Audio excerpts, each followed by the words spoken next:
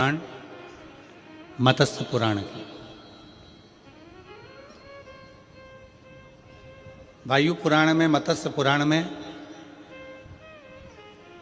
ऋषि नेध्रुव का चरित्र आता है।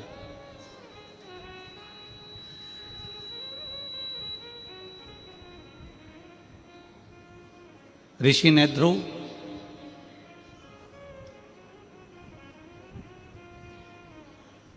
जो भगवान शंकर की आराधना में लीन रहते थे, शिव की भक्ति में लीन है। उनकी धर्मपत्नी का नाम था सुमेधा।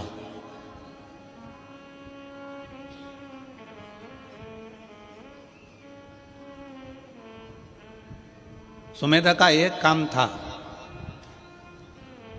कोई भी पत्ता सुमेधा पेड़ पे से तोड़ लेती थी और उस पर शंकर के शिवलिंग की आकृति बनाती थी। जैसे ये दीदी श्री शिवाय नमस्तुभ्यम लिखती हैं, वैसे उसका नियम था सुमेधा का। किसी भी वृक्ष की पत्ती को तोड़ लेती है और उस पर शंकर जी की आकृति बनाती, शिव की आकृति।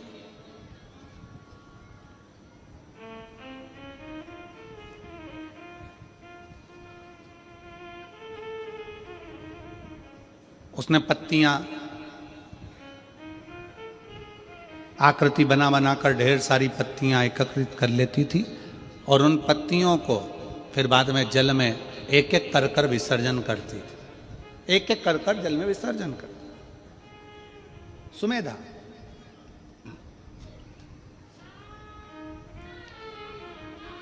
नेध्रुव ऋषि की धर्म पत्नी सुमेधा कोई भी पत्ती मिल जाती, उस पर चंदन से, अबीर से, गुलाल से, जो उसके पास में होता उससे उस पे वो शिवलिंग बना लेती।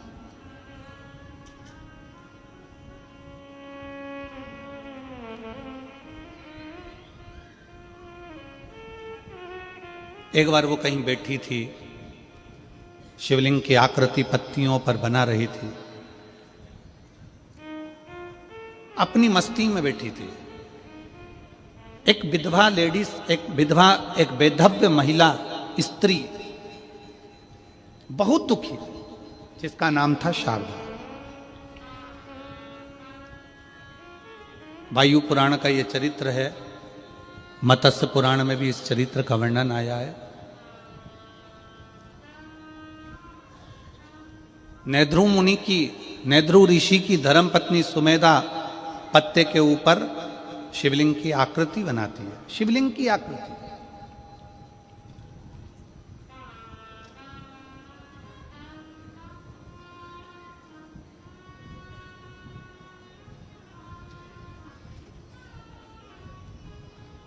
एक वेधव्य स्त्री, जिसका पति उसको छोड़कर चले गया, प्राण छूट गए उसके। घर में 4 बच्चे हैं, छोटे छोटे। उन बच्चों का पालन करना है उसको। उसके पास में धन नहीं, उसके पास में वैभव नहीं है। पूरे गांव नगर नगर घूम घूम कर काम मांगती है कि मुझे कोई काम मिल जाए, मुझे कोई ऐसा कार्य बता दो जिससे मेरा जीवन कट जाए, अच्छे से निकल जाए। मैं बहुत दुखी हूं।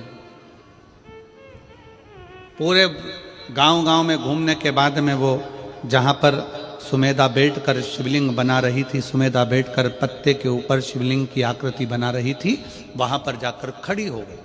वहां जाकर खड़ी है।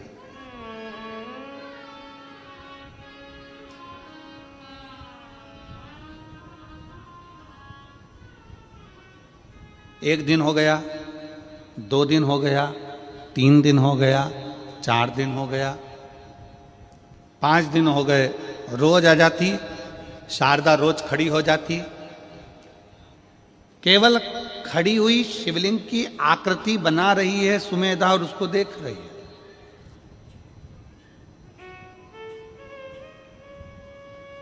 अब उसने क्या देखा कि सुमेधा ने जैसे शंकर की आकृति बनाई और पत्ते को नीचे रखा, दूसरा पत्ता उठाया, फिर लिखा, फिर आकृति बनाई, फिर पत्ता रखा, फिर आकृति बनाई, फिर पत्ता रखा। इतने में शारदा ने क्या देखा कि एक इल्ली उस पत्ते के पास में गई है। एक इल्ली, छोटी सी इल्ली उस पत्ते के पास में गई।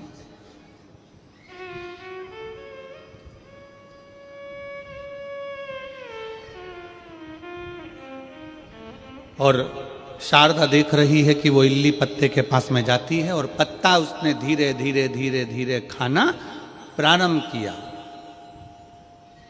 पत्ता उसने धीरे धीरे खाना प्रारंभ किया।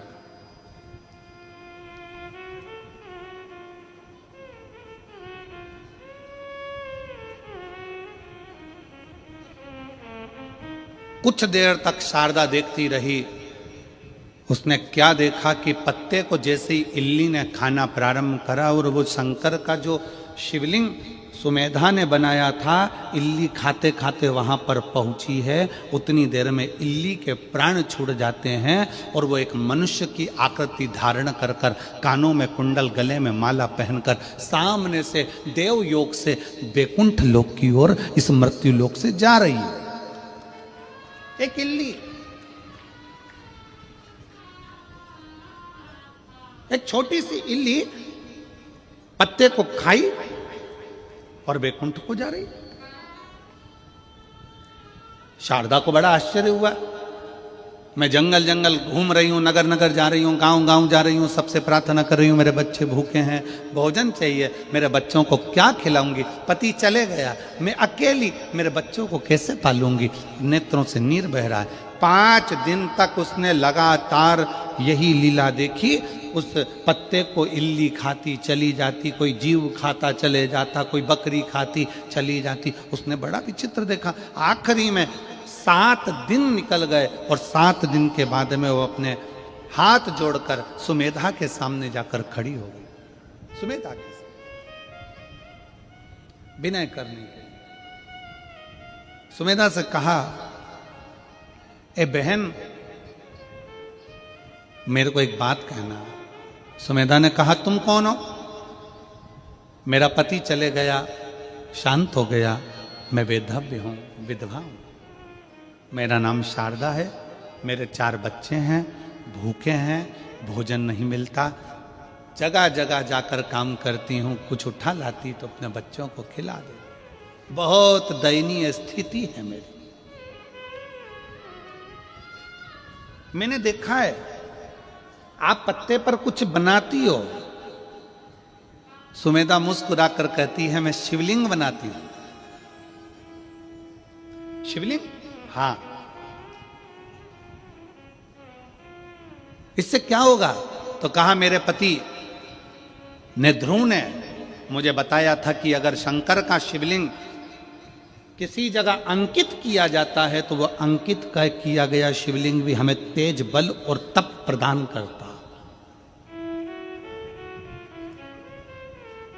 आप लोगों ने कभी देखा है कि एक राम नाम लेखन की बैंक भी होती है? आप लोगों को मालूम है? ऐसी किताब मिलती है, उसमें राम राम राम राम राम राम राम राम लिखते हैं लोग। नमः शिवाय लिखते हैं लोग। ओम नमः शिवाय लिखते हैं लोग। श्री शिवाय नमस्तुभ्यम, श्री शिवाय नमस्तुभ्यम लिखते हैं। कौन कौन ने देखी? जरा हाथ उठाओ। देखिए आप लोगों ने, ऐसी किताब मिलती है, पर्चा मिलता है, उसमें आपको लेखन करना पड़ता है। उसका फल क्या है?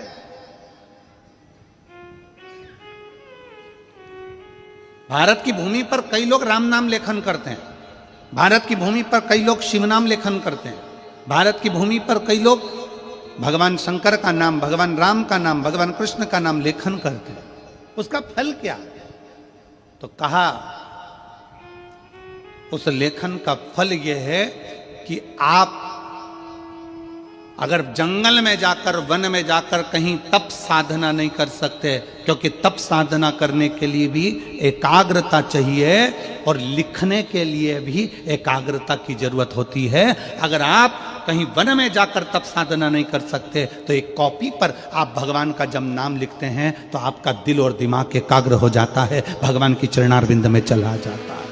वो तप के बराबर है, वो साधना के बराबर।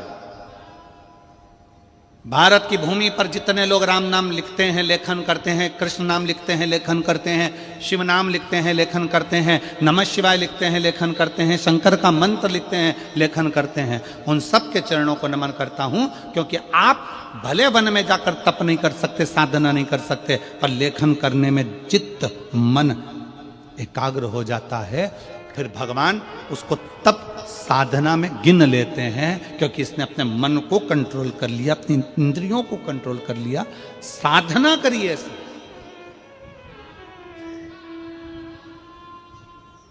मन को संयमित करा इसने। मैं धन्यवाद देता हूं राम नाम लेखन वालों को, मैं धन्यवाद देता हूं शिव नाम लेखन वालों को, मैं धन्यवाद देता हूं कृष्ण नाम लेखन वालों को, जो लिखते रहते हैं, लेखन करते, केंद्रित कर रहे। सुमेधा कहती है मेरे पति ने मुझे बताया था कि शिव नाम अंकित करना है, मैंने भगवान शंकर का शिवलिंग अंकित करा। जब से मैंने अंकित करना प्रारंभ करा, तब से मेरे बाबा ने मेरे ऊपर करुणा करना प्रारंभ करी। मैं देखती हूं कि इल्ली उस पत्ती को खाती है तो बैकुंठ चली जाती है, बकरी उस पत्ती को खाती है तो बैकुंठ चली जाती है। उस पत्ती को जो खाता है वो परम पद की ओर चले जाता है।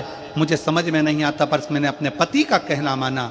तब पूछा मैंने एक बार अपने पति से कि ये पत्तियां खाने वाला जीव परम पद की ओर कैसे चले जाता है? तो मेरे पति ने ध्रुव ने कहा कि जब तुम दिल, दिमाग, मन, चित्त, वृत्ति सब एक जगह लगा लेते हो तो हजारों हजार तप करने के बराबर तुम्हारी लेखन की मुद्रा हो जाती है और उसका फल उस जीव को प्राप्त हो जाता है। लेखन की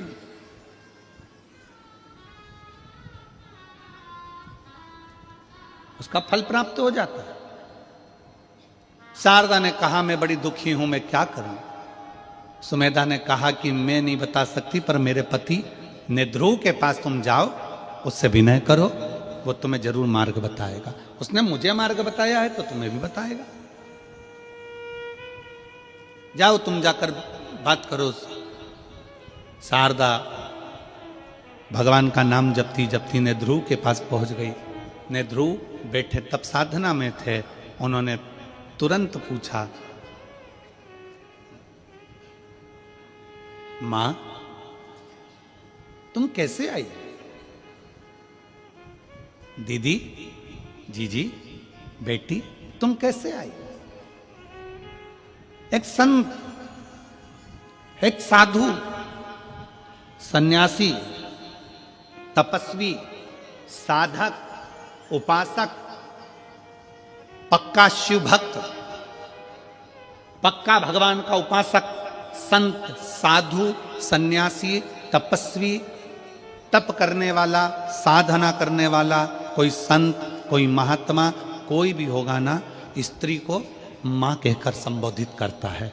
क्योंकि उसके सामने भले युवान स्त्री भी खड़ी होती है ना, तो वो साधु हमेशा उसको मां ही कहता है। कोई बेटी खड़ी है ना, तो उसको बेटी कहकर पुकारता है। पर उसके नाम से कभी संत साधु किसी स्त्री को नाम से नहीं पुकारता, उसको मां संबोधन देगा। भगवान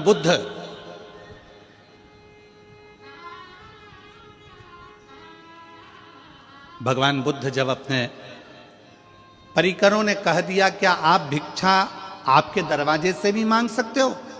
गौतम बुद्ध अपनी धर्म पत्नी के दरवाजे पर पहुंच गए। दरवाजा पर जाकर अलख लगाई बुद्ध ने।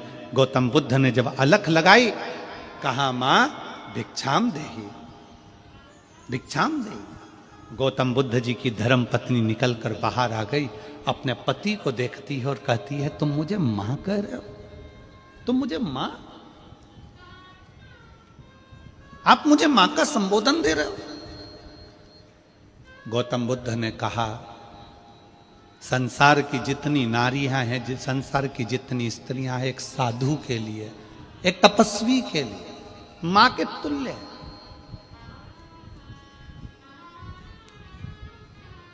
वो माता के तुल्य है, मां के तुल्य है। और तुम मेरी माता हो। भारत की प्रत्येक बेटी, भारत की प्रत्येक स्त्री भारत की प्रत्येक नारी अपने बेटे को भोजन कराए, चाहे अपने पति को भोजन कराए, चाहे अपने ससुर को भोजन कराए, चाहे अपने जेठ को भोजन कराए, चाहे अपने देवर को भोजन कराए, चाहे अपने नंदोई को भोजन कराए, चाहे अपने मामा को भोजन कराए, चाहे अपने फूफा को भोजन कराए। जिस समय पर घर की स्त्री भोजन परोसती है, जिस समय पर घर की स्त्री भोजन बनाती है, चाहे वे बेटी हो, चाहे वो बहू हो, चाहे वो माँ हो, घर की स्त्री जब भोजन बनाती है, भोजन परोसती है, उस समय पर वो पत्नी नहीं रहती है, उस समय पर वो एक माँ का स्वरूप हो जाती है, अन्नपूर्णा का स्वरूप हो जाती है। इसका प्रमाण है हमारा काशी, इसका प्रमाण है हमारी काशी की भूमि, जहां पर भगवान शंकर को पूरे विश्व का भरण पोषण करना है, पूरे विश्व का पेट भरना है, तो वह अपनी धर्म पत्नी पार्वती से भिक्षा मांग कर कहते हैं, मां अन्नपूर्णा, हे मां अन्नपूर्णा, अन्न दीजिए। पार्वती जी आश्चर्य में पड़ गई, तुम मुझे मां कह रहे हो? शिव, मैं आपकी अर्धांगिनी हूं, आप आज्ञा करो ना। शंकर कहते हैं, मां अन्नपूर्णा भिक्षा दीजिए। अन्नपूर्णे सदा पूर्णे शंकर प्राण वल्लभ है, हे मां कृपा करिए, आप हमको भिक्षा दीजिए। पार्वती जी कहती हैं, मैं तुम्हारी अर्धांगिनी हूं, मैं तुम्हारी पत्नी, और तुम मुझे मां कहकर संबोधित कर रहे हो? मां?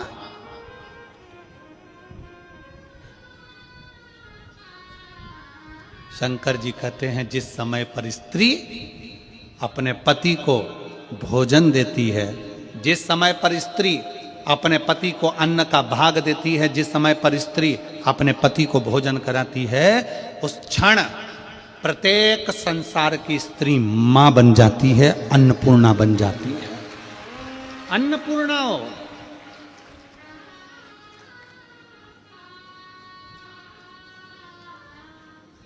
माता भिक्षाम देई, भिक्षा दीजिए। माता भिक्षाम देई, भिक्षा दीजिए।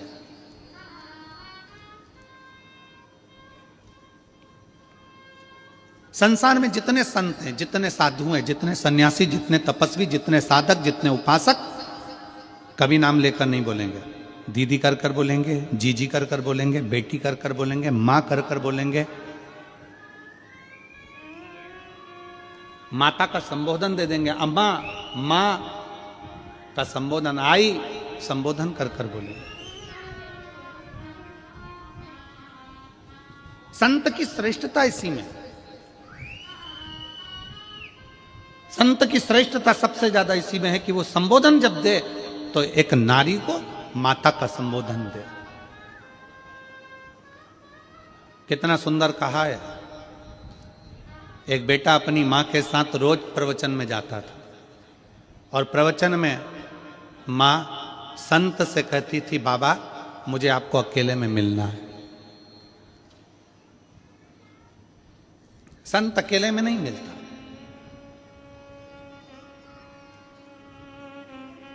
स्त्री रोज कहती है, बाबा मुझे तुमसे अकेले में मिलना है, महाराज मेरे को तुमसे अकेले में मिलना है। संत मना कर देते, हम नहीं मिले। एक दिन बेटे को गुस्सा आ गया और बेटे ने कह दिया, बाबा जी आप सबसे मिलते हो, मेरी मां से क्यों नहीं मिलते? कहा, बेटा तुम्हारी माता मुझसे अकेले में मिलने को कहती है, मैं अकेले में नहीं मिलना चाहता। तो अकेले में मिलने में दिक्कत क्या है? संत ने कहा, एक काम करना, कल तुम अपनी माता का एक कपड़ा, जहां पर मेरे कपड़े सूख रहे हैं उस कपड़े के पास में लाकर अपनी माता का एक कपड़ा डाल दे। तुम्हारी माता का एक कपड़ा लेकर आना, जहां मेरे कपड़े सूख रहे हैं उन कपड़ों के पास में माता का कपड़ा डाल दे। बेटा गया, मां का कपड़ा उठाकर लाया, और जहां संत के कपड़े सूख रहे थे एक डोरी पर, उसी के पास में मां का कपड़ा डाल दिया। प्रवचन चालू हुआ, सब लोग कथा में आए। एक का ध्यान चले गया संत के कपड़े पर, उसने दूसरे को कोनी मारकर कहा कि संत के कपड़े के पास में स्त्री का कपड़ा। दूसरे ने तीसरी से कहा, संत के कपड़े के पास में स्त्री का कपड़ा। तीसरे ने चौथे से कहा, पूरे नगर में बात फैल गई कि ये महाराज अच्छा नहीं है, स्त्री का कपड़ा इसके कपड़े के पास में है, मतलब इसका संग स्त्री के साथ है। सब कथा छोड़ छोड़ कर चले गए।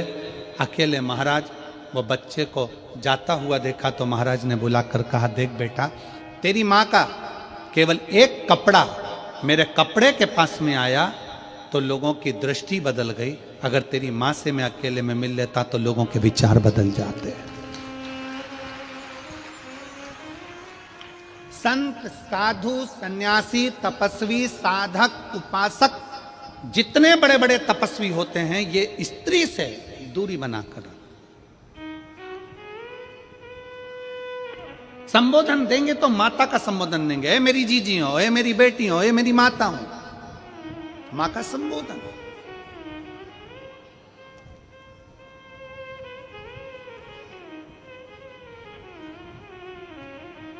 संबोधन दिया जाता है तो मातृत्व भाव।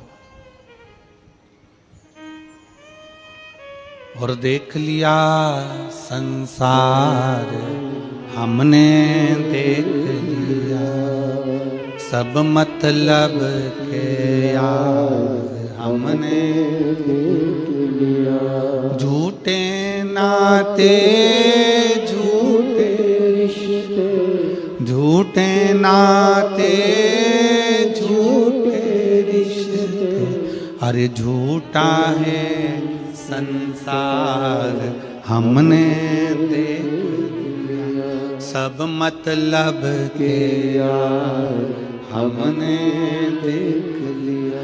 एक संत की सबसे बड़ा प्रबलता एक संत की होती है कि वो स्त्री को मां कहकर संबोधित करता है, मातृत्व भाव में देखता है।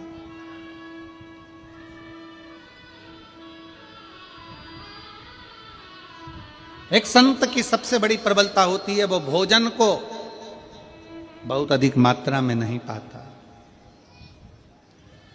त्याग की भावना होना चाहिए, त्याग की भावना। उपास करते हो आप लोग? कोई सा भी उपास करते हो? कभी महीने, 4 महीने, 6 महीने, 1 साल में कोई सा उपास रखते होगे? अरे हाथ तो हिलाओ जरा, सही है, रखते हो सब लोग? रखो जरा।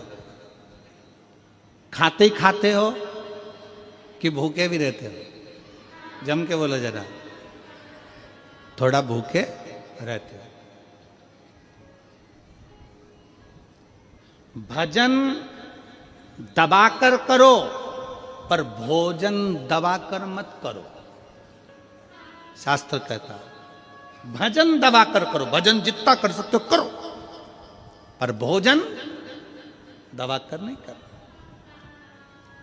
जो दबा दबा कर खाता है वो एक दिन दवा खाने चला जाता है। दवा खाने जाता ही कौन है? जो ज्यादा दबा के खाता है।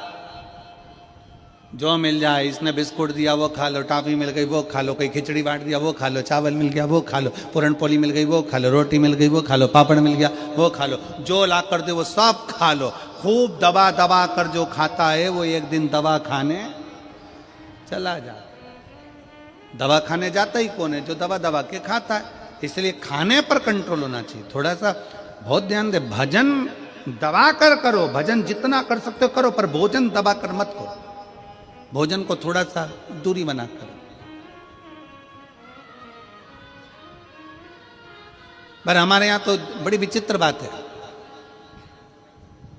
कई लोग ऐसे भी हैं, चाय पीने बैठते हैं, अभी 5 मिनट पहले कोई के साथ बैठ कर पी थी और 5 मिनट बाद कोई दूसरा आ गया तो आन दो, फिर पी गए, फिर कोई आ गया, और काका जी कैसे हो, जा बेटा चाय बना लेना। और मेहमान के लिए चाय आई और काका जी के लिए नहीं आई तो मुंह फूल गया। हमारी कहां? मौसा जी आ गए, मौसा जी किसी से मिलने के लिए, फिर कोई आ गया, फिर कोई आ गया, फिर पापा जी अभी तो आपने चाय पी थी, पिताजी अभी तो आपने चाय पी थी, फिर कोई आ गया, फिर चाय, फिर चाय, फिर चाय। आन दो, आन दो, आन दो। शाम के 7 बजे फिर पेट में एसिडिटी होन दो, होन दो, होन दो, होन दो।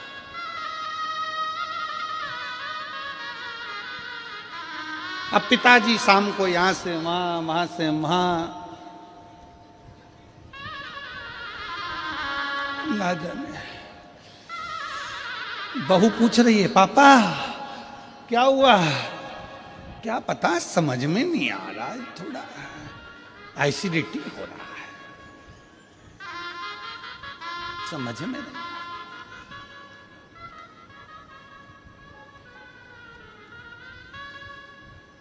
2 बजे रात तक अच्छे से सोया, 2 बजे के बाद फिर जाग गया। पत्नी ने पूछा क्या हो गया, एकदम उठ के बैठ गए, पता नहीं, दबा दबा कर खाया, इसलिए अब पेट भी दबाना पड़ रहा है, खूब दबा, थोड़ा कंट्रोल, थोड़ा कंट्रोल बहुत जरूरी है। अपनी इंद्रियों पर संयम करना बहुत जरूरी है। जब आप और हम अपनी इंद्रियों को संयमित करेंगे तो ये निश्चित है व्रत का फल मिलता जरूर है। जो उपास कर रहे हो इसका फल मिलेगा। संसार की प्रत्येक, तो जहां नेध्रु मुनि, नेध्रु ऋषि, जिनके सामने शारदा आकर खड़ी हो जाती है, नेध्रु ऋषि,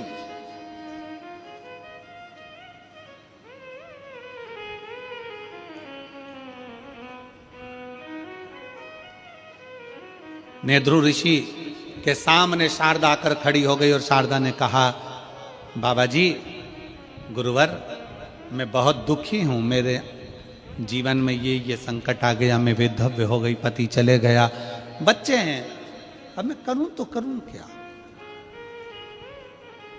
क्या करूं, मैं भूखी हूं, मेरा परिवार, मेरे बच्चे भूखे हैं, उनको अन्न का भाग नहीं मिल पा रहा है, मैं क्या कर सकता, भोजन के लिए मैं सब दूर गई।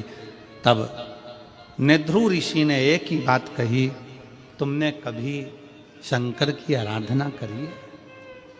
तुमने कभी शिव की आराधना करी है? नेध्रु ऋषि ने पूछा, कभी तुमने शंकर की आराधना करी है? तुरंत शारदा ने कहा, मैंने आज तक ना तो मैं शिव के मंदिर गई हूं, ना शिवालय गई हूं, ना शंकर की आराधना करी, ना नमः शिवाय बोला, ना ओम नमः शिवाय बोला, ना श्री शिवाय नमस्तुभ्यम बोला। मैंने आज तक शिव की आराधना नहीं, आज तक नहीं करी।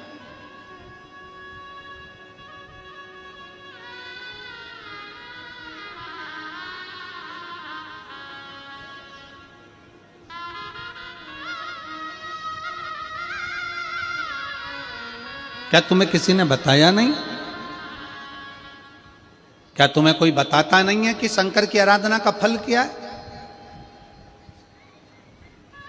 मेरी जितनी जीजियां बैठी हैं, मेरे जितने जीजा बैठे हैं, जितनी मेरी बेटियां बेटाएं, जितनी मेरी माताएं यहां बैठी हैं, जितने मेरे भाई बैठे हैं, उनसे एक निवेदन करूंगा कि आपके घर के पास में आपका कोई रिश्तेदार अगर दुखी है, तकलीफ में है, तो उसको एक बात जरूर कहा करो कि तू शंकर जी के मंदिर में जाकर एक लोटा जल चढ़ाना प्रारंभ कर, मंदिर में साफ सफाई करना प्रारंभ कर, बाबा तेरे को देगा,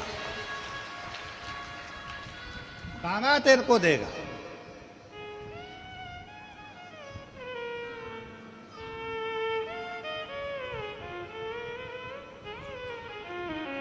जाओ, घर के लोगों से कहो कि मंदिर जाएं।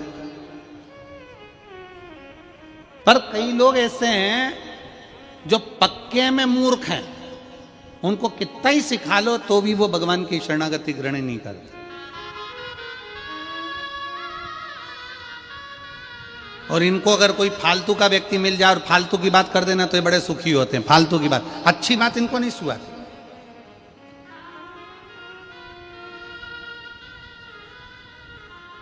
और कई लोग ऐसे हैं जो अपने विचार से नहीं चलते, दूसरे के विचार से चलते। दूसरे ने ऐसा कह दिया, दूसरे ने ऐसा बोल दिया, और बोलते से ही वो दूसरे के विचार में आकर कुछ भी बोल दिया। किसी ने एक कह दिया, वो व्यक्ति ऐसा है, कान में भर दिया, भरा, फूंक मारी, उसने वैसा बोलना चालू कर दिया। कई लोग, वो दो हैं, वो कहते हैं ना, शंख और मूर्ख। कौन कौन? शंख और मूर्ख। ये अपने आप कुछ नहीं बोलते, इनमें फूंक मारो तो बोलते। मूर्ख भी ऐसा होता है, उसको कोई कुछ बोल देगा ना, वो बैठे हैं ना, वो रामकिशन जी बैठे हैं ना, वो रामाधर जी बैठे हैं ना, वो व्यक्ति ऐसा है ना, बस मूर्ख के कान में भर दिया कि वो व्यक्ति वैसा है, तो वो पूरे गांव में डोंडी पीटता फिरेगा, वो व्यक्ति वैसा है, मैंने तो सुना है वो व्यक्ति वैसा है। मूर्ख है ना, अपने मन से सोचा नहीं। कभी तो रामाधर से मिला, कभी तो राम स्वरूप से मिला, कभी उस व्यक्ति से मिला, कभी उस व्यक्ति से तेरा पाला पड़ा नहीं।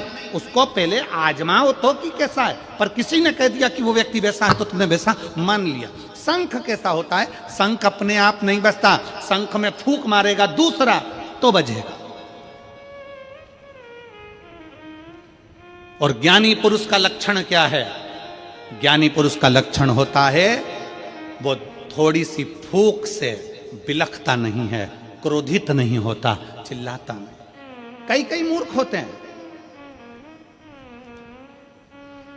पत्नी ऑफिस में जा रही है, ड्यूटी जा रही है, काम कर रही है, नौकरी कर रही है, घर में बच्चों को संभाल रही है, भोजन करा रही है, और कई कई पतियों को कोई दोस्त ऐसे मिल जाते हैं फूंक मारने वाले, जो ये फूंक मार देते हैं, भैया हमने तो देखा था कि वो वहां पर बैठी हुई थी, हमने देखा था वो वहां बैठा हुआ था, फूंक मार दी। अब तुम चतुर हो कि मूर्ख हो, तुम पर निर्भर करता है। आप अपने पति पर शंका कर रहे हो, दूसरे के कहने पर मूर्खता है। आप अपनी पत्नी पर शंका कर रहे हो, दूसरे के कहने पर मूर्खता है। आप अपने परिवार पर शंका कर रहे हो, दूसरे के कहने पर मूर्खता है। चतुरता उसको कहते हैं जो बोलने वाले से भी कह दे तू चुप रहे, मैं मेरी पत्नी को, मेरे अपने पति को, मैं अपने परिवार को अच्छे से जानता हूं, मुझे मालूम है कि मेरा परिवार क्या है, तू चुप रहे। इसको चतुरता कहते हैं। किसी ने फूंक मारी और तुम बजना चालू हो गए, किसी ने कुछ बोला और तुमने बुराइयां देखना प्रारंभ कर दी, ना ना ना, इसको श्रेष्ठता नहीं कहे।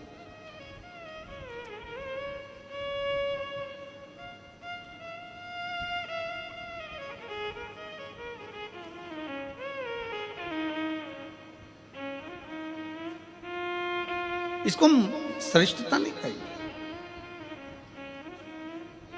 पहले के जमाने में आज के जमाने में बहुत अंतर है।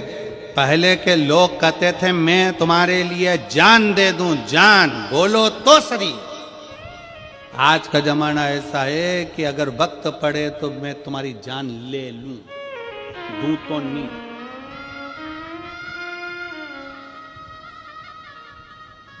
एक लड़की लड़के से कह रही थी एक बार अपनी शादी हो जाए, मैं पूरे घर को स्वर्ग बना दूंगी, तुम चिंता बिल्कुल मत करो। गार्डन में बैठ के बोल रही थी, आवाज कानों में गई तो पलट के देखा कि ये घर को स्वर्ग बनाएगी और घर में रहने वालों को स्वर्गवासी।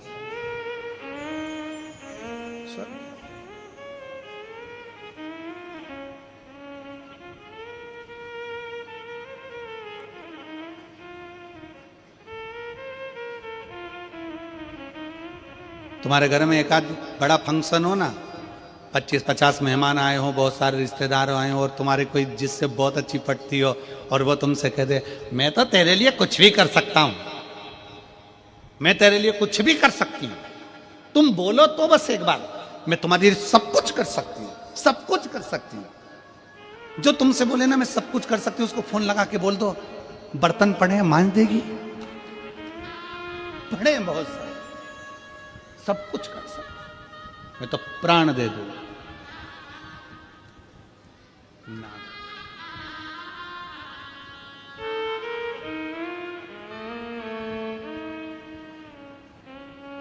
और मेरे गिरधर शिव तत्व में, भगवान की भक्ति में, एक आनंदता में, मीराबाई कहती है भगवान कृष्ण से कि है मेरे गिरधर, है मेरे गोपाला, है मेरे कृष्ण, मैं तेरे लिए अपना सर्वस्व बार देती हूं। भगवान कृष्ण ने परीक्षा ले ली, मीराबाई की जहर का प्याला भेज दिया जहर का प्याला भेजा तो भगवान को लगा सही में सर्वस्व बांट सकती है, तब भगवान कृष्ण उसकी साक्षी में प्रकट हो जाते हैं। थोड़ा परीक्षा मेरा भगवान लेता है, मेरा कृष्ण लेता है, मेरा राम लेता है, मेरा शिव लेता है, उस परीक्षा को लेता है, थोड़ा समय लगता है। क्या तुम्हें किसी ने बताया नहीं कि शंकर की आराधना करने का फल क्या होता है? नेध्रु ऋषि शारदा से कहते हैं, क्या तुम्हें कोई बोला नहीं? शारदा ने कहा, मेरे परिवार वालों ने कहा था कि जब दुख की घड़ी आए तो शिव को याद करना, शंकर को याद करना। शिव, तो क्या तुमने शिव को याद नहीं किया? क्या तुमने शंकर को याद नहीं किया? किया। मैं थोड़े दिन भगवान के मंदिर गई, थोड़े दिन मैंने भगवान का भजन किया, थोड़े दिन में भगवान के मंदिर गई, फिर मैंने मंदिर जाना छोड़ दिया। क्यों? भगवान ने मेरा सुना ही नहीं। नेध्रु ऋषि ने एक बात कही, जितने शिव भक्त यहाँ कथा सुन रहे हैं, जितने शिव भक्त यहाँ पर बैठे हुए हैं और जितने शिव भक्त आस्था चैनल पर कथा सुन रहे हैं, फेसबुक यूट्यूब पर कथा सुन रहे हैं, बड़े ध्यान से सुनना। नेध्रु ऋषि ने पूछा, तुम्हें तुम्हारे रिश्तेदारों ने कहा था कि शंकर के मंदिर जाओ, तो तुम गई थी? हाँ गई थी। कितने दिन? थोड़े से दिन। फिर क्यों नहीं गई? मेरा मन नहीं लगा। क्यों? भगवान ने मेरी बात नहीं मानी, इसलिए मैंने मंदिर जाना छोड़ दिया। मैं मंदिर जाना छोड़ दी, मैं कथा जाना छोड़ दी, मैं भजन करना छोड़ दी। क्यों? भगवान ने मेरी सुनी नहीं। नेध्रु ऋषि ने कहा, ओ मेरी मां, बच्चा गर्भ में रहता है तो कितने महीने रहता है? जम के बोलो जरा, कितने महीने? 9 महीने। नेध्रु ऋषि ने कहा, एक बच्चे को भी स्वस्थ जन्म लेने में 9 महीना लगता है, और दुनिया के लोग ये सोचते हैं कि हम 2 महीने से जल चढ़ा रहे हैं और भगवान हमारी सुन ले। 9 महीने में बच्चा पूर्ण जन्म लेता है, तो भगवान पर भरोसा भी कम से कम 9 महीना तो करो कि भगवान कुछ देगा। पर आज का जमाना ऐसा हो गया कि कोई ऐसा महाराज मिल जाए जो हमको ऐसी भभूति दे दे और ऐसे पटके और नीचे से सोने के हंडे निकल जाए। तो ऐसा हंडा निकालने वाला महाराज हो तो हमको भी बता दो, हम भी तुम्हारे साथ चलेंगे हाले कोसा से डायरेक्ट, कि ये सब भभूत फेंको, सामान फेंको और नीचे से सोने के हंडे निकल जाए। शिव महापुराण की कथा कहती है, शंकर भगवान का चरित्र कहता है, अपनी मेहनत, अपनी लगन, अपना कर्म, अपना परिश्रम व्यक्ति को आगे लेकर जाता है, ऐसे फेंकने से हंडा नहीं निकल जाता। अपनी मेहनत से जाइए। एक पत्र है,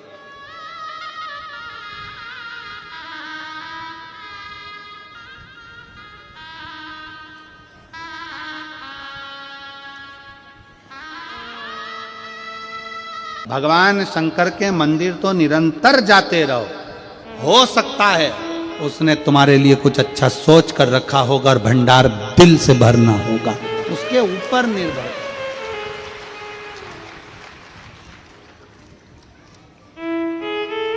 हो सकता है उसने कुछ सोचा हो, उसने कुछ विचार करा हो सकता है कि उसने कुछ विचार कर रखा हो तुम्हारे लिए, कुछ अच्छा सोच कर रखा हो तुम्हारे लिए, कुछ श्रेष्ठ सोचा हो तुम्हारे लिए। आ जाइए, आ जाओ, आ जाओ।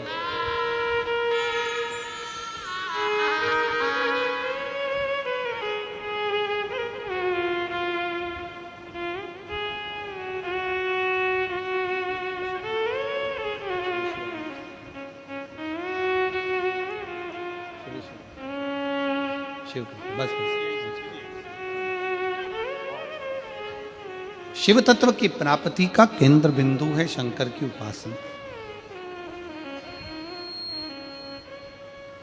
हाले कोसा की इस पवित्र कथा में आप अपने हृदय में, अपने चित्त में ये बात बिठा कर रखो कि हम शंकर के मंदिर जाते रहें, शिवालय जाते रहें, शिव की उपासना करते रहें। एक ना एक दिन मेरा बाबा हाथ पकड़कर तुम्हें पार लगाएगा जरूर, अपनी मंजिल तक पहुंचाएगा जरूर। एक पत्र है,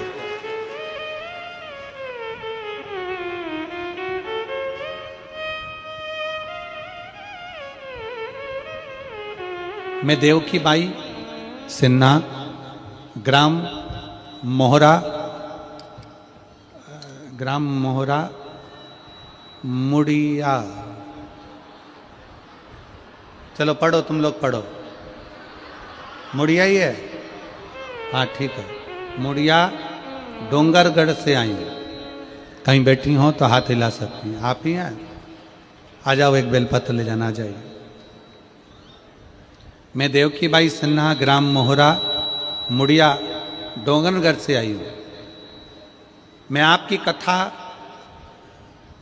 रसपान गंडई में की थी।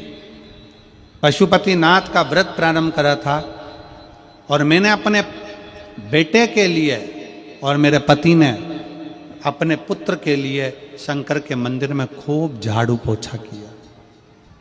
एक लोटा जल के बारे में सुनाना चाहती हूं गुरुदेव। 2024 में मेरे पशुपति व्रत उठाया। मेरे पति हर रोज शिवालय में जाकर साफ सफाई करते, शिवालय में जाते सफाई करते, साफ सफाई में लग गए। पुत्र क्या, मेरा पुत्र राघेंद्र सिन्हा, जिसका जॉब नहीं लग रहा था, बहुत कष्ट में थे, टेंशन था क्या होगा, उससे भी कहा कि तू मंदिर जाना प्रारंभ कर और अपनी मेहनत को 4 गुना बढ़ा। अपना परिश्रम कभी कम मत करो। जितनी पढ़ाई करते हो उससे 4 गुना पढ़ाई को ज्यादा बढ़ाओ। विद्याध्ययन करते हो उससे ज्यादा विद्याध्ययन करो। रात दिन एक कर दो और फिर बाबा को एक बेलपत्र चढ़ाकर शहद लगाकर शिव को समर्पित कर अपने लक्ष्य की ओर जाओ, फल मिलेगा जरूर। मेरा बेटा राघवेंद्र सिन्हा कहता है, गुरुदेव, मेरा बेटा बोलता है, क्या बेलपत्री पर शहद लगाने से क्या सफलता मिल सकती है? मैंने अपने बेटे से कहा, तेरे पिताजी मंदिर में झाड़ू पोछा कर रहे हैं, मैं व्रत कर रही हूं, तू भी मेहनत कर। और आज मैं बाबा को प्रार्थना कर कर जब कथा श्रवण कर कर गई गंडई की, और कथा में बाबा से प्रार्थना कर कर पंडाल में बैठकर बोल कर गई, तब मेरे बाबा ने 28 नवंबर 2024 को मेरे बेटे रविंद्र सिन्हा को नायब तहसीलदार के पद पर नियुक्त कर दिया।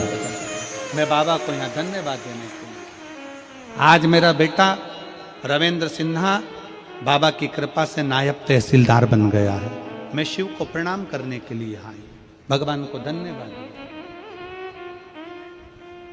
एक शिव भक्ति किसको कहते हैं, एक शिव की उपासना किसको कहते हैं, शिव आराधना किसको।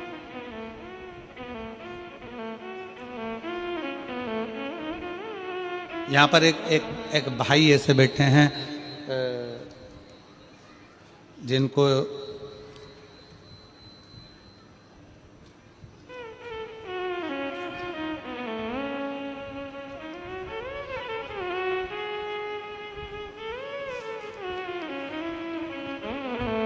मनोहर लाल साहू, मैं बागद्वार जिला राजनांदगांव छत्तीसगढ़ का निवासी हैं।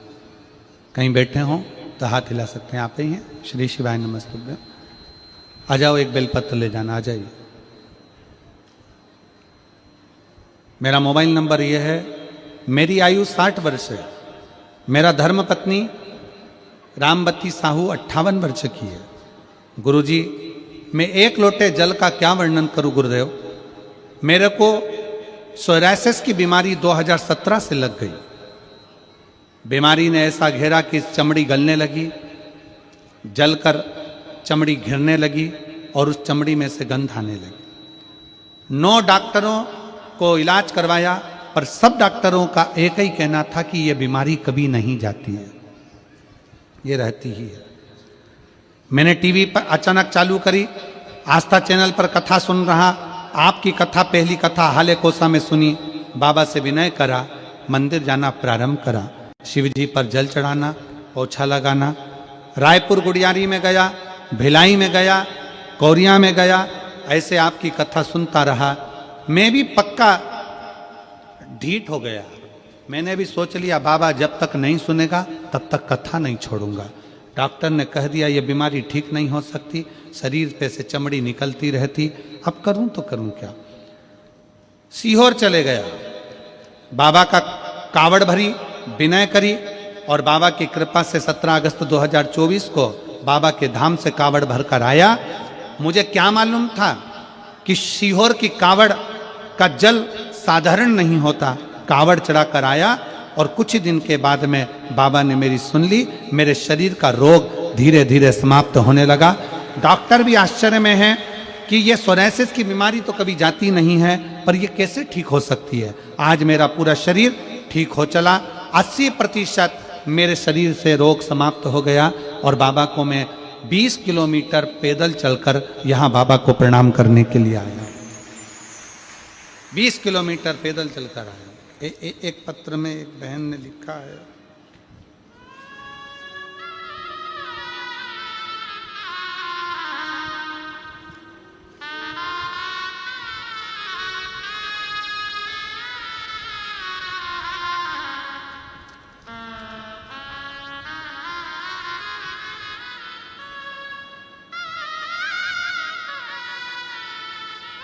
बंधु साहू, जीरा टोला के निवासी हूँ, मानपुर मोहल्ला। कहीं बैठे हों तो हाथ हिला सकते हैं। जिनके पिताजी 63 किलोमीटर दूर से पैदल चलकर यहाँ कथा सुनने के लिए आए हैं। 63 किलोमीटर दूर से। अगर कहीं बैठे हों तो आप एक बेलपत्र लेने के लिए आ सकते हो।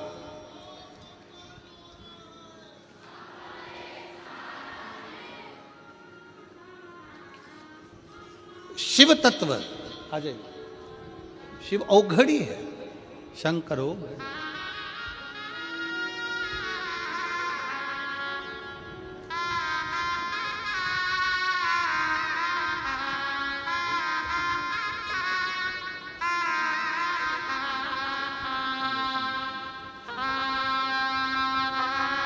एक बार जोरदार ताली बजाओ। बेटा नायब तहसीलदार बना है। शिव कृपा, बाबा उवड़दानी की करुणा, उनकी उदारता, शिव की भक्ति, शिव तत्व है। आपका विश्वास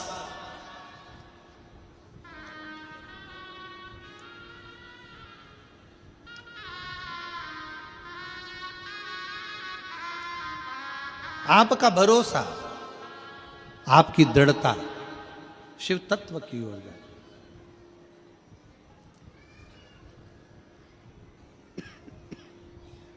क्या देगा, कैसे देगा मेरा उघड़नाथ, मेरा शंभु। नेध्रु ऋषि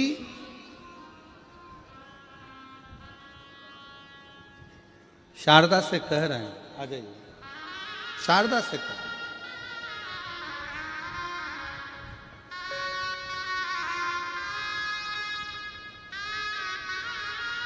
नेध्रु ऋषि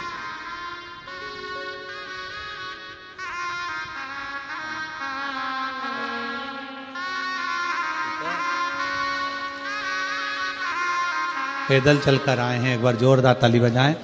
और सोरायसिस बीमारी ने घेर लिया था, पर शिव की भक्ति पीछा नहीं छोड़ा इन्होंने। 5 पंडाल कथा सुनी और बाबा ने 5वां पंडाल पूरा हुआ और पूरी बीमारी को समाप्त कर दिया। ये शिव तत्व है, ये शंकर। क्या नहीं देगा शिव। शारदा, क्या तुम शिव की आराधना नहीं करती हो? करती हूं। छोड़ दिया था। आपकी और हमारी भी आदत है। आप और हम सब एक जैसे हैं। भगवान ना सुने तो मंदिर जाना छोड़ देते।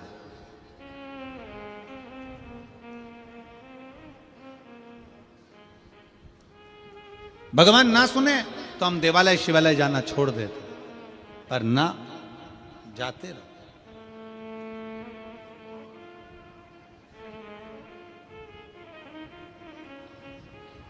जाते रहो, शिव तत्व श्रवण करते रहो। आप राम जी का भजन कर रहे हो तो भी ये मानकर चलो कि आप शंकर का ही भजन कर रहे हो। आप कृष्ण का भजन कर रहे हो तो भी ये मानकर चलो कि आप शिव का भजन कर रहे हो। आप शिव का भजन कर रहे हो तो भी ये मान के चलो कि आप राम का भजन कर रहे हो, आप शंकर का भजन कर रहे हो तो भी मानो कि आप कृष्ण का भजन कर रहे हो।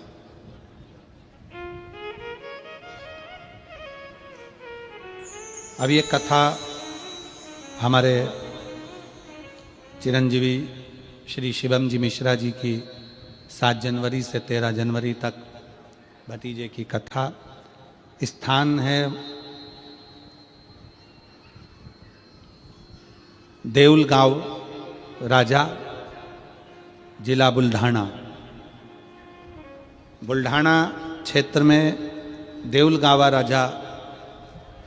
राजा एक ग्रामीण खेड़ा है, क्षेत्र है, जहाँ पर श्रावणी लांस में 1 बजे से 4 बजे तक हरिहर शिव श्रीमद् भागवत कथा का वहाँ पर आयोजन है। 1 बजे से 4 बजे तक मैं देऊलगांव राजा के सभी श्रोता भाई बहनों से निवेदन करूंगा कि वहाँ पहुंचकर श्रावणी लांस में, जो कि जालना चीखली बाईपास रोड पर है, उस पर कथा अवश्य श्रवण करें, जो कि 7 जनवरी से 13 जनवरी तक चालू हो रही है।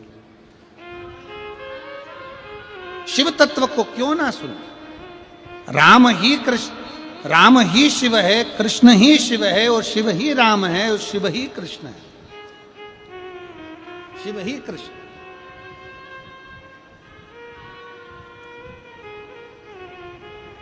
जब हम भगवान शंकर की अविरल भक्ति को धारण करते हैं, जब हम शिव की अविरल भक्ति को धारण करते हैं, तो शिव हमारे करीब में होता है। हमारे पल पल, हमारे हर क्षण में शंकर हमारे साथ होता है। एक पत्र है,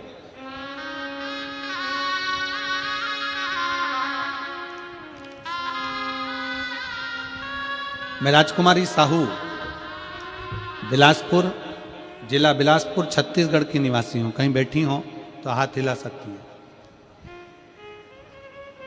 श्री शिवाय नमस्ते। आप ही हैं ऐसा? वापिस हाथ हिला दो एक बार।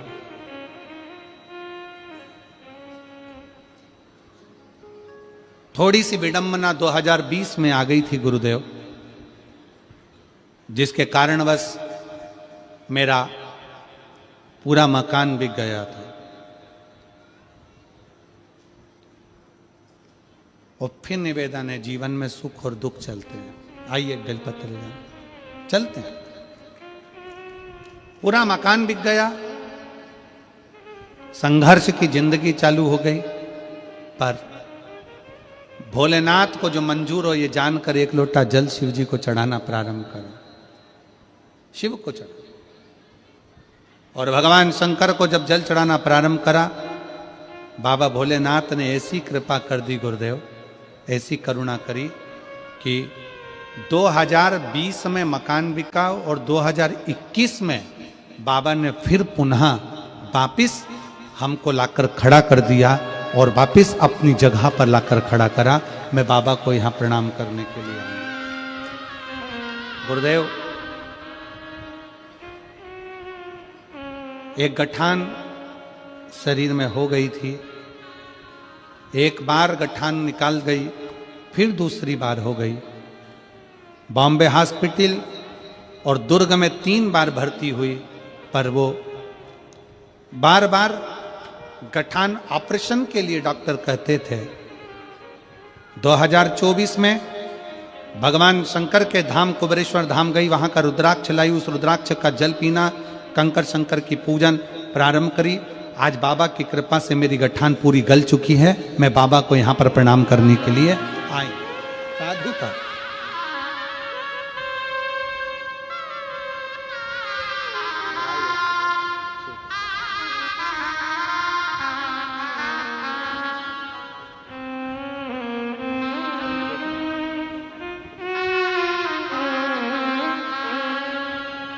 शिव तत्व, भगवान शंकर की करुणा, भगवान शंकर की उदारता, शिव तत्व इसी को कहते हैं।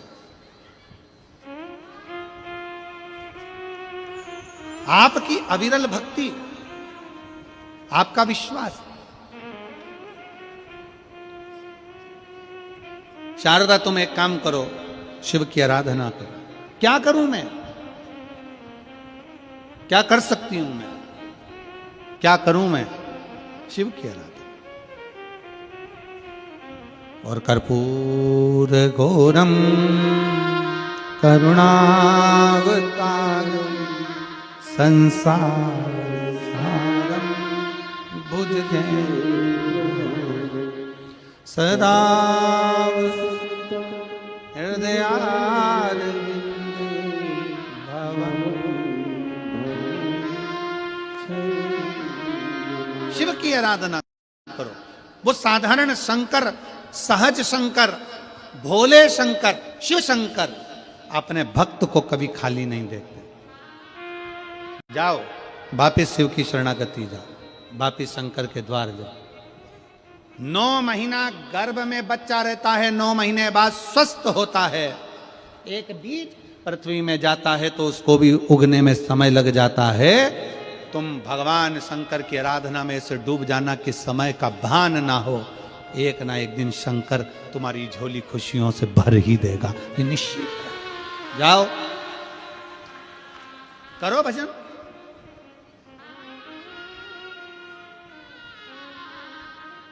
एक पत्र है,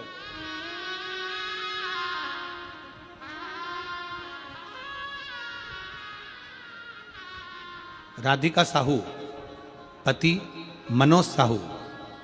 मेरे पुत्र का नाम है राहुल साहू, 3 वर्ष का है। कहीं बैठे हो तो हाथ हिला। 3 वर्ष का। राधिका साहू, पति मनोज साहू। मेरा बेटा 3 वर्ष का है, राहुल साहू 3 साल का। बच्चा आया है बेटा? कहाँ है बेटा? आया है? हाथ हिलाओ। आ जाओ, बच्चे को लेके आ जाओ, आ जाओ। बेलपत्र 3 वर्ष का। मेरे बेटे को जोर से सीने में दर्द हुआ, तब हम उसको राजनंदगांव हॉस्पिटल में ले गए। पत्र को आप लोग एलईडी पर पढ़ सकते हो। वहां सोनोग्राफी करवाए तो उसके दिल में 20 mm का छेद था। कितने mm का छेद है? 20 mm का छेद बताया गुरुदेव। फिर बोल दिए कि हम बच्चा नहीं पाएंगे, मतलब ये बच्चा हम नहीं पाएंगे, मतलब ये बच्चा रह नहीं सकता। हम लोग घबरा गए, फिर घर आ गए। तब शिवलिंग का जल पिलाना शुरू किया। फिर भिलाई में आपकी कथा हो रही थी। 7वें दिन कथा में गए और कथा पूरा सुना। उसके बाद वहां की मिट्टी मेरे बेटे के छाती में लगाई, बाबा से प्रार्थना करी, कार्यकर्ताओं से बोला एक बेलपत्री हमको लाकर दे दो। कार्यकर्ता ने एक बेलपत्र लाकर दी, बेटे को उसी पंडाल में खिलाई गुरुदेव। उसके बाद फिर भिलाई के डॉक्टर के पास गए तो फिर से सोनोग्राफी कराई तो रिपोर्ट नॉर्मल आई और छेद नहीं था। हम बाबा को यहाँ धन्यवाद देने के लिए आए हैं। ये शिव तत्व है। आज मेरा बेटा पूर्ण तरह से ठीक हो गया गुरुदेव। मेरे 3 साल के बेटे को लेकर मैं बाबा को प्रणाम करने के लिए आई और लुटा दिया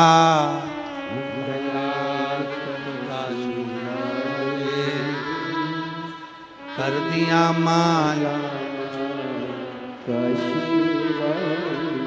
आप सबसे निवेदन है, जो जैसी भावना। किस किस को आता है जरा बोलो। तुम लोग शांत रहो जरा, आप लोग गाओ। जो जैसी भावना, आवाज यहां तक आना चाहिए। जो जैसी भावना लाया वो वैसा ही फल पाया, नहीं खाली किसे लौटाया वो मन ही मन हर्षाया, और कर दिया माला काशी वाले ने लुटा दिया। लोग कहते हैं शिव महापुराण के पंडाल में क्या मिलता है, यह पत्र ले जाओ और इस बहन से पूछो जिसको डॉक्टर ने कह दिया हो कि हृदय में 20 mm का छेद है, ये बच्चा ठीक नहीं।